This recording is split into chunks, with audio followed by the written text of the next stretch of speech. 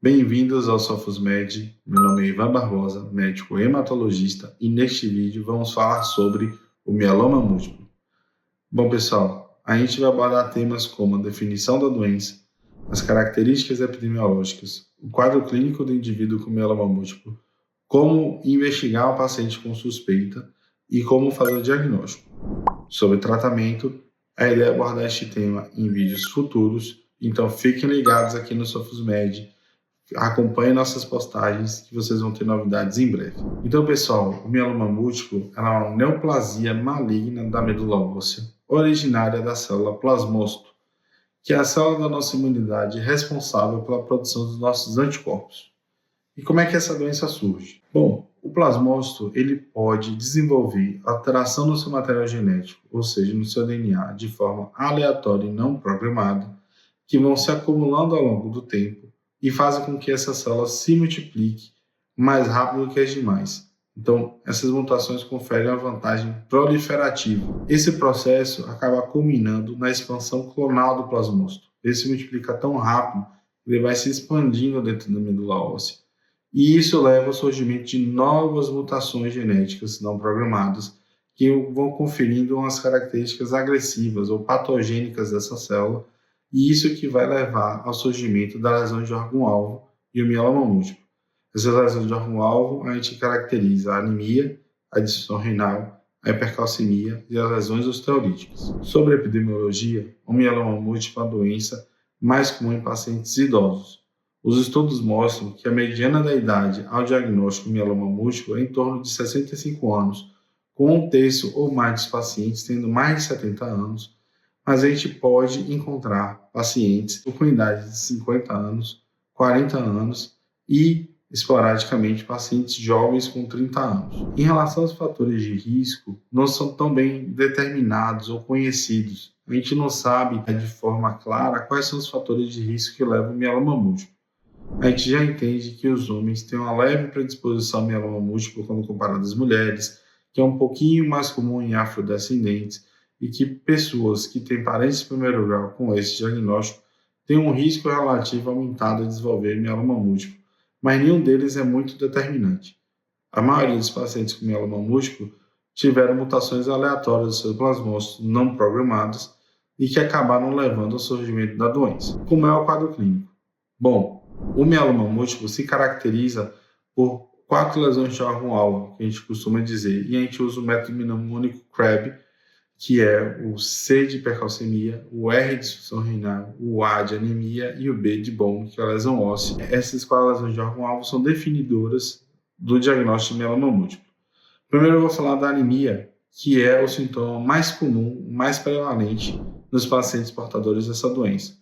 Em torno de 3/4, 75% a 80% dos pacientes vão ter uma anemia, que costuma ser normocítica e normocrômica, e os pacientes com anemia vão ter mais astenia, fadiga, indisposição, inapetência. Pacientes idosos podem levar a uma alteração cognitiva associada e acaba causando muito sintoma para esses pacientes. O próximo quadro clínico, o próximo sintoma que eu gostaria de descrever a vocês é a disfunção renal, que está presente um pouquinho menos que a metade dos pacientes.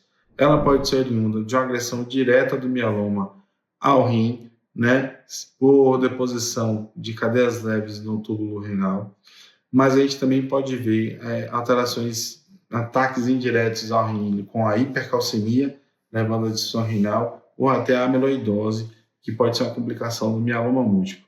Raramente a gente pode ver também a disfunção renal nesses pacientes devido ao uso de anti-inflamatórios. Então, quase metade dos pacientes podem ter disfunção renal e quase mais graves, com creatinina acima de 2, costuma estar em torno de 20%, geralmente no contexto de diagnóstico tardio. Em alguns pacientes, a gente pode até precisar de fazer suporte com terapia de hemodiálise, e se a gente não tratar de forma rápida, esse processo pode até ficar de forma irreversível. É importante salientar que pacientes com disfunção renal, quando tratados de forma adequada em tempo hábil, a gente consegue recuperar algum grau da função renal. Bom, depois a gente tem a hipercalcemia, presente em torno de 1/4 dos pacientes, e ela pode ser emergência médica.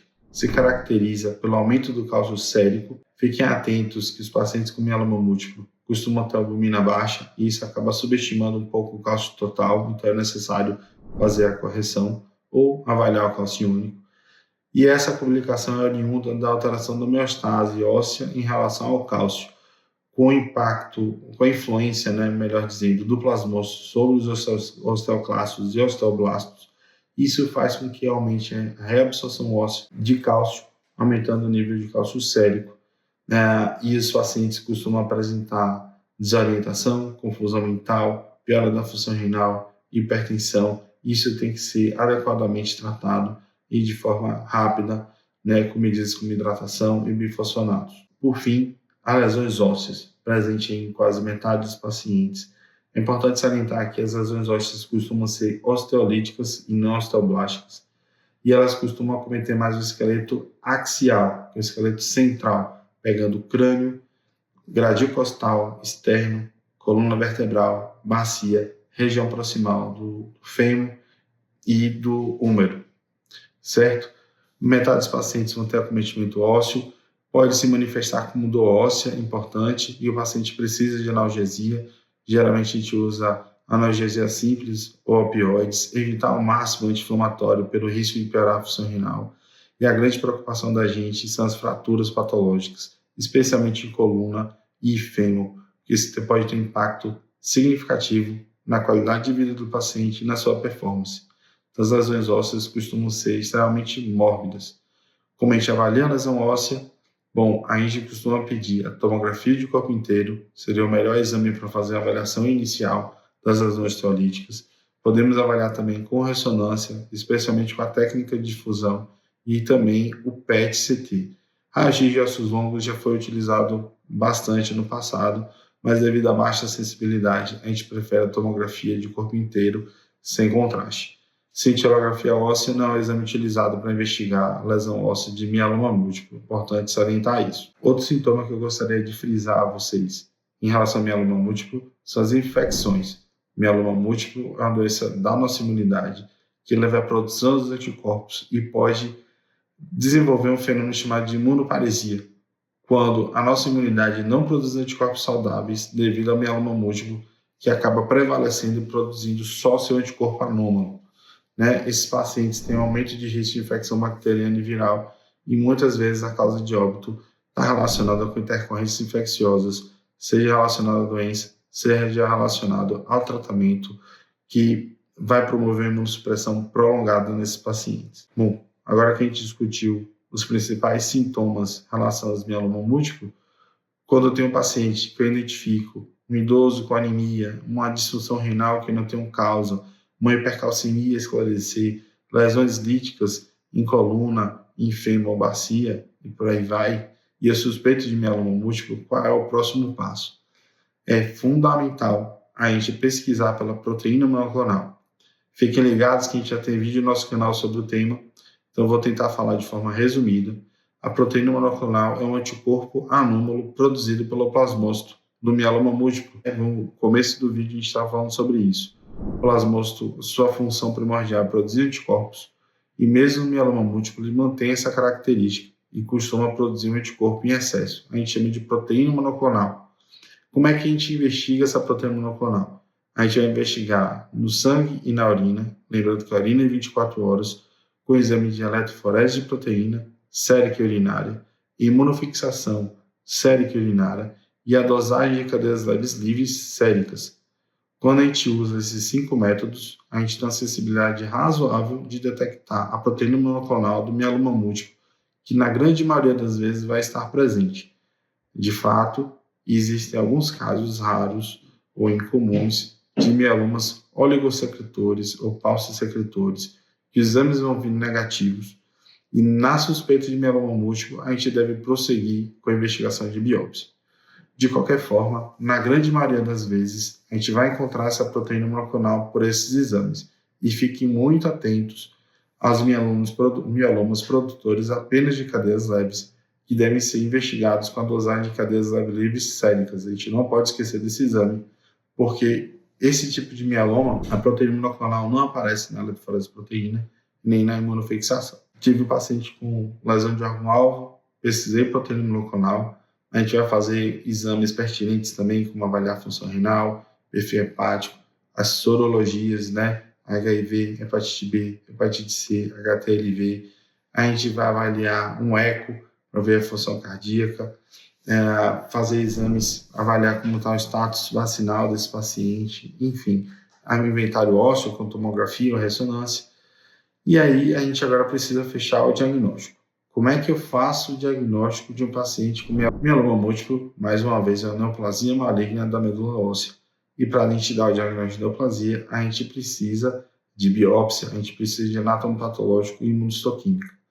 Então, por definição, o diagnóstico de mieloma múltiplo requer a presença de 10% ou mais de plasmócitos clonais na medula óssea em um paciente que tem anemia, lesões esteolíticas, ou hipercalcemia ou disfunção renal. Basta uma dessas lesões de órgão-alvo e eu tenho mais de 10% de plasmócitos na medula óssea. A gente também pode dar o diagnóstico através de biópsia de partes moles. Eventualmente, paciente com mieloma múltiplo, ele tem uma lesão de partes moles próxima a uma lesão lítica óssea.